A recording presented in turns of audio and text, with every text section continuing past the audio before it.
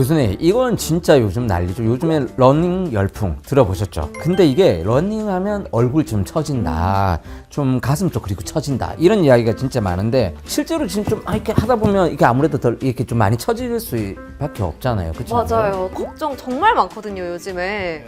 두 분 이미 믿고 오신 거네요. 맞아요. 거의 느낌이 있으니까. 느낌이 있어요. 얼굴이나 가슴이 처지는 제일 큰 이유가 뭘까요?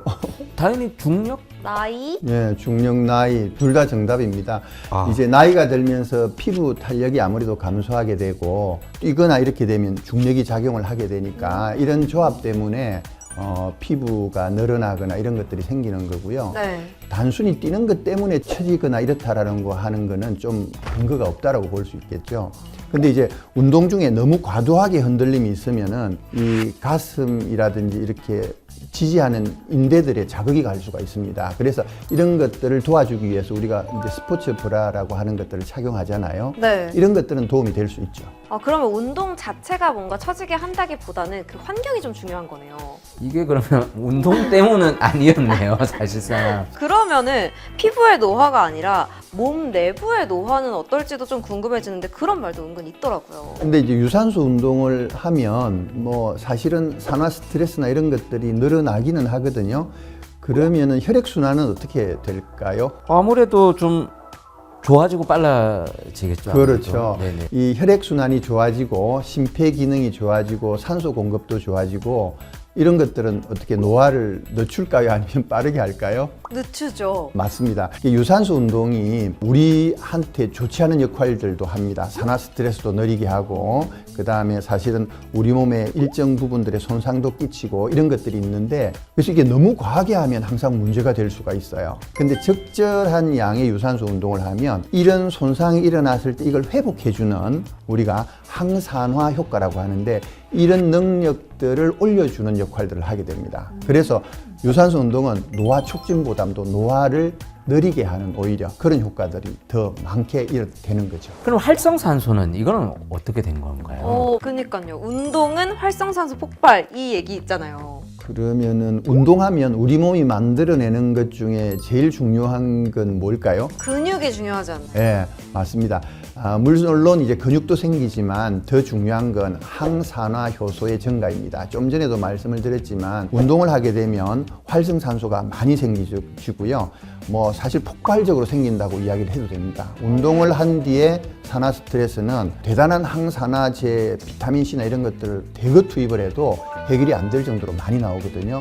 근데 이런 부분들을 캐치를 해서 우리 몸이 손상 가지 않도록 항산화 효소들을 적극적으로 만들어내게 됩니다. 그래서 이를 방어할 수 있는 능력들도 올라가게 되는 거죠. 그러면 실제로 가하게 했을 때만 문제가 그럼 맞습니다. 달리기를 뭐 매일 2시간씩 한다? 특히 마라톤 같은 거 이런 수준에서 문제가 되는 거지 일반적으로 우리가 하는 운동 강도에서는 걱정할 필요는 없을 것 같습니다. 또 과장된 루머였네요. 근데 교수님 이거는 진짜 확실한 것 같아요. 헬스를 하면 남성 호르몬이 일단 증가하게 되고 그로 인해서 남성 호르몬 증가로 머리가 빠진다. 이건 어떻게? 일정 부분 맞거든요. 운동을 하면 이제 남성 호르몬이 올라갑니다. 그리고 탈모가 남성 호르몬과 분명히 관련이 되어 있는데 이 탈모의 핵심은 단순한 남성 호르몬이 아니라 남성 호르몬 중에 한 종류인 DHT라고 하는 디하이드로 테스토스테론이라고 하는데 이게 남성 호르몬에서 이쪽으로 많이 가게 되면 탈모가 진행이 되게 됩니다. 그렇기 때문에 운동으로 생기는 남성 호르몬 증가로는 탈모가 증가되지는 않습니다. 아니었네요. 그러면 운동하면 탈모 온다. 이거는 뭔가 남자들끼리 하는 뭔가 공포의 마케팅 이런 거 그러면 같은데요. 오히려 운동은 스트레스 대사 개선에도 도움이 될 수 있고 그렇기 때문에 오히려 탈모 위험을 낮출 수 있는 거죠. 그러면 교수님 이건요. 다이어트 할 때 정말 많이 듣는 말인데 근력 운동만 하면 살이 안 빠진다. 이런 얘기가 있거든요. 실제로 그런 거 있잖아요. 유산소는 좀 지방을 태우고 근력은 몸매를 만든다. 이게 사실 거의 공식처럼 되어 있는 거의 종교죠, 종교 이거는. 절반은 맞고 절반은 틀린 거라고 볼 수 있는데요. 정말요? 네, 근력 운동만 하면 즉각적인 칼로리 소비는 적기 때문에 단기적으로 체중 감량 속도가 조금 느릴 수 있습니다. 유산소 운동이 체중 감량 속도가 좀 더 빠를 수 있지만 근력 운동이 기초 대사량을 증가시키고 근육의 양을 증가시키고 궁극적으로는 지방 연소를 꾸준히 할 수 있도록 도움을 주기 때문에 나중에 요요 현상이 일어나지 않게 하는 장기적인 체중 유지 효과로서는 더 효과적이라고 볼 수 있습니다. 그러니까 교수님 말씀을 정리해보자면 근력만 해서 살이 절대 안 빠진다는 당연히 틀렸고 근력만 하면 감량 속도가 조금 느릴 수 있다네요. 교수님 그 바쁘셔서 그 최근에 연예면을 안 보셨겠지만 사실 이 정지훈 씨 같은 경우에 보통 이제 근력 운동을 많이 하고 운동을 많이 하는데 건강검진을 받았는데 고지혈증 판단을 받았더라고요.